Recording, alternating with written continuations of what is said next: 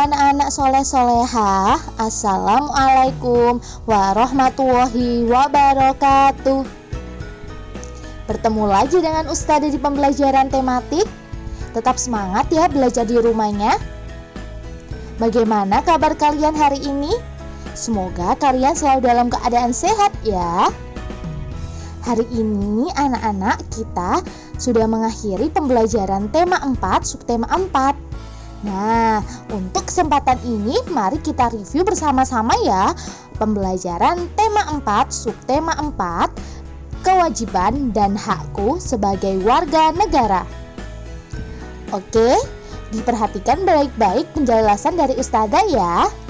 Siapkan buku tema dan buku catatannya. Review tema 4, subtema 4, kewajiban dan hakku sebagai warga negara. Tujuan pembelajaran kita hari ini adalah yang pertama, mengetahui masalah dan cara mengatasinya. Yang kedua, mengetahui kewajiban dan hak sebagai warga negara. Yang ketiga, membuat topi dari koran bekas. Yang keempat, mengenal makanan sehat. Yang kelima, membuat kalimat saran. Dan yang keenam, mengetahui kewajiban dan hak dalam beragama. Materi yang pertama, kita akan membahas tentang masalah dan penyelesaiannya. Masalah bisa kita artikan sebagai suatu kondisi yang belum sesuai dengan apa yang kita inginkan, atau suatu kondisi yang terjadi suatu kesulitan atau ketidaksesuaian dengan sesuatu yang ada. Nah, sedangkan penyelesaian masalah adalah cara atau langkah-langkah yang digunakan untuk mengatasi dari suatu masalah tersebut. Berikut adalah beberapa contoh masalah dan cara penyelesaiannya. Masalah yang pertama adalah jalan di depan sekolah Dayu Gersang. Cara mengatasinya adalah mereka sepakat menanam pohon di sekitar sekolah. Mereka akan mengajak orang tua bekerja sama. Masalah yang kedua adalah masyarakat masih sering membuang sampah di lahan kosong. Cara penyelesaiannya adalah memanggil petugas kebersihan dan membuat tempat khusus pembuangan sampah. Masalah yang ketiga adalah Siti demam dan badannya panas. Cara mengatasinya adalah ibu mengkompres Siti dengan air hangat. Ibu pun menyelimuti dengan selimut tipis. Materi yang kedua adalah kewajiban dan hak sebagai warga negara. Sekarang coba kalian lihat kembali teks yang berjudul Siti demam. Nah, dalam teks tersebut terdapat beberapa hak dan kewajiban yang berkaitan dengan kesehatan. Kewajiban yang berkaitan dengan kesehatan adalah yang pertama, Siti wajib menjaga kesehatan. Siti wajib mematuhi nasihat kedua orang tuanya. Siti harus berterima kasih kepada dokter. Sedangkan hak yang berkaitan dengan kesehatan adalah Siti berhak mendapatkan fasilitas tempat berobat. Siti dikompres dan diselimuti saat sakit. Siti diberi obat dan vitamin. Jadi anak-anak semua warga Indonesia berhak mendapatkan dan berhak melakukan kewajiban tentang kesehatan.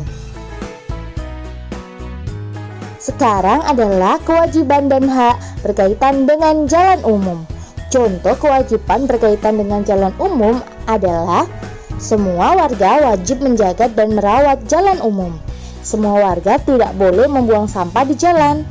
Wajib memperhatikan keselamatan di jalan. Wajib mematuhi peraturan lalu lintas.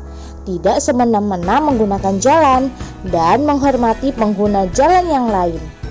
Sedangkan hak berkaitan dengan jalan umum adalah mendapat kenyamanan saat berkendara, menggunakan jalan yang bersih dan nyaman, berhak atas kelancaran berkendara di jalan, berhak berjalan di trotoar, hak dihormati ketika berkendara, dan hak untuk menyeberang di zebra cross. Selanjutnya adalah kewajiban dan hak berkaitan dengan agama. Contoh kewajiban yang berkaitan dengan agama adalah menghormati agama lain tanpa mengejek atau menghina, saling menghargai satu sama lain dalam melaksanakan ajaran agama, berteman dengan semua orang tanpa membeda-bedakan agama, tidak memaksakan seseorang untuk memeluk agama tertentu, dan bekerja sama atau bergotong royong saat merayakan hari besar agama.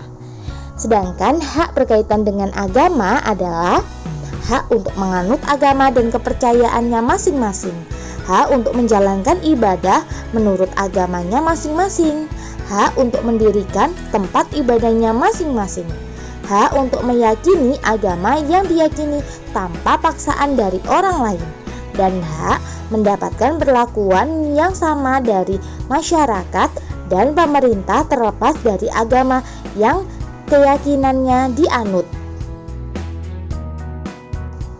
Materi selanjutnya adalah tentang makanan sehat. Agar dapat melakukan aktivitas dengan baik, kita harus memilih makanan dan jajanan yang sehat untuk tubuh. Sering membeli jajanan yang sembarangan akan membuat tubuh kita sakit.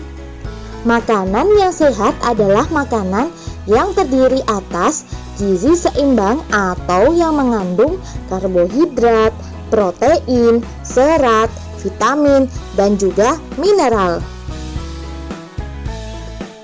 Berikut adalah ciri-ciri makanan yang sehat. Yang pertama, makanan yang tertutup rapat. Yang kedua, makanan bersih. Yang ketiga, makanan yang masih segar.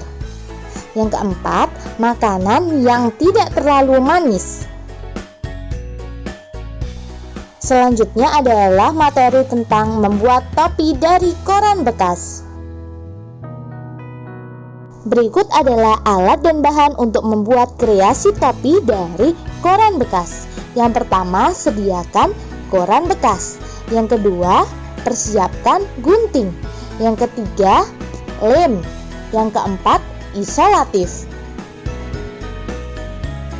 Berikut adalah langkah-langkah membuat topi dari koran bekas.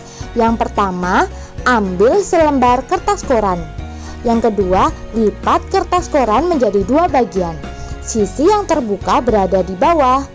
Yang ketiga, lipat ujung kanan dan kiri ke tengah, lalu tekan membentuk segitiga. Yang keempat, lipat kertas kedua sisi bagian bawah ke atas, lalu tekan. Yang kelima, bukalah kertas perlahan, lalu rapikan. Yang keenam, topi sudah siap dipakai. Sesuaikan ukurannya dengan ukuran kepalamu ya. Coba anak-anak kalian bisa praktekkan di rumah ya, membuat topi kreasi dari koran bekas. Setelah sudah jadi, kalian juga bisa menghiasnya sesuai keinginan kalian. Materi yang terakhir adalah kalimat saran. Kalimat saran adalah salah satu bentuk dari kalimat imperatif. Apa itu kalimat imperatif? Kalimat imperatif adalah kalimat yang mengandung perintah. Nah, saran adalah pendapat, usul, atau anjuran yang dikemukakan pada seseorang agar dapat dipertimbangkan. Setelah memperoleh saran, orang tersebut dapat mempertimbangkannya, apakah akan mengikuti saran atau tidak. Syarat untuk membuat kalimat saran adalah sebagai berikut. Yang pertama, menggunakan bahasa yang sopan. Yang kedua, tidak mengandung sindiran. Dan yang ketiga, bahasanya singkat dan jelas. Demikian pembelajaran kita hari ini. Terima kasih kalian sudah bisa menyelesaikan materi hari ini dengan baik. Kalian memang anak pintar. Ayah bunda, terima kasih ya sudah mendampingi Ananda hari ini. Semoga Ananda bisa memahami materi hari ini dengan baik. Ustazah selalu mengingatkan ya, don't forget to pray on time, don't forget to obey your parents, don't forget to read Holy Quran, don't forget to study hard, and be careful. Sampai berjumpa di materi selanjutnya. Dadah. Wassalamualaikum warahmatullahi wabarakatuh.